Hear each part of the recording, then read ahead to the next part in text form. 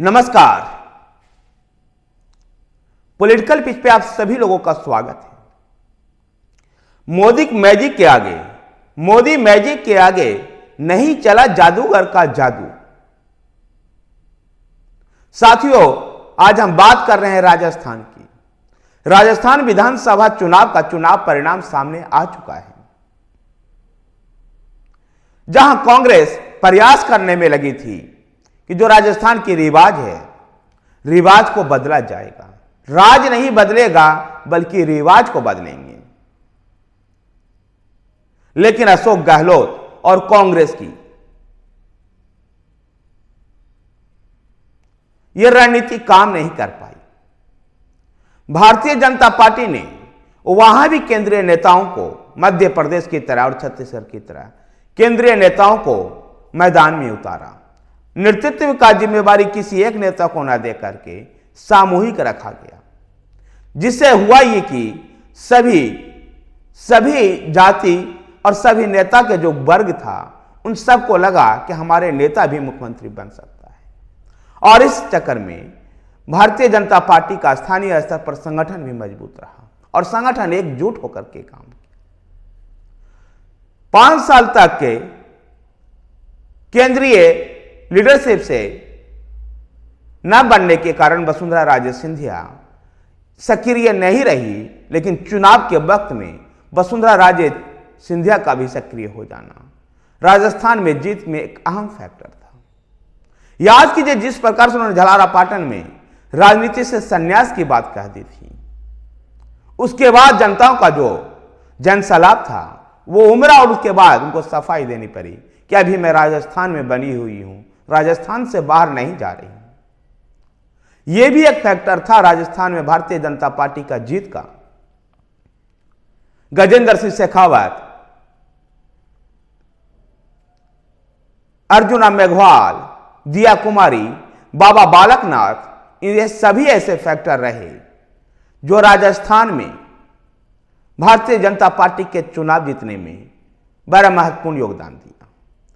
राजस्थान और अन्य राज्यों के चुनाव परिणाम ने यह तय कर दिया है कि जहां केवल आरोप प्रत्यारोप शब्दबाण के माध्यम से ही चुनाव नहीं जीता जा सकता है, बल्कि चुनाव में बेहतर फील्डिंग सजा करके भी चुनाव जीता जा सकता है। राजस्थान में अशोक गहलोत की सरकार के हार का बड़ा कारण सचिन पायलट से न बनना। कांग्रेस के दोनों दिग्गज नेता कहीं भी चुनाव अभियान में मंच साझा नहीं किए। गुर्जरों की नाराजगी भी एक बड़ा कारण रहा। मैंने पहले भी एक वीडियो बनाया था कि राजस्थान का गुर्जर कांग्रेस को वोट देना नहीं चाहता है, और गुर्जरों की नाराजगी निश्चित रूप से अशोक गहलोत सरकार पर और कांग्रेस पर भारी पड़ी। अशोक गहलोत सरकार में पेपर लीक का मामला, लाल डायरी का मुद्दा, करप्शन के बहुत सारे केसेज, ये सब ऐसे मुद्दे थे जो अशोक गहलोत सरकार के लिए बोरिया बिस्तर को समेटने में महत्वपूर्ण योगदान दिया। पेपर लीक का मुद्दा युवाओं के लिए अहम था। पेपर लीक का मुद्दा उठाने वाले युवा को भारतीय जनता पार्टी ने टिकट दिया और वो जीते।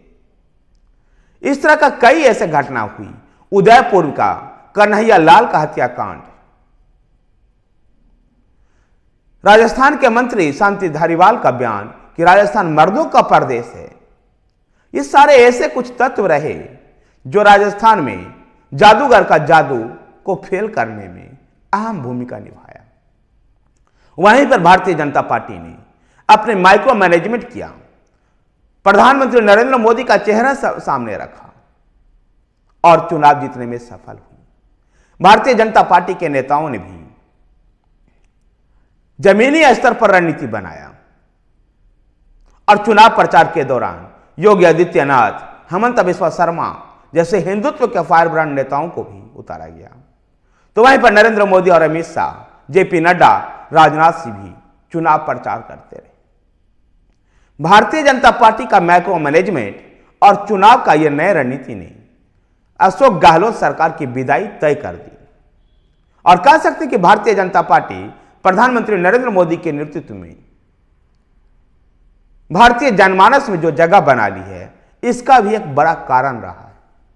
और इसलिए भारतीय जनता पार्टी का राजस्थान में पुनः एक बार सत्ता में वापसी हुई है। आपको बताते चलें कि 1993 से लेकर आज तक कोई भी सरकार राजस्थान में रिटेन नहीं की है।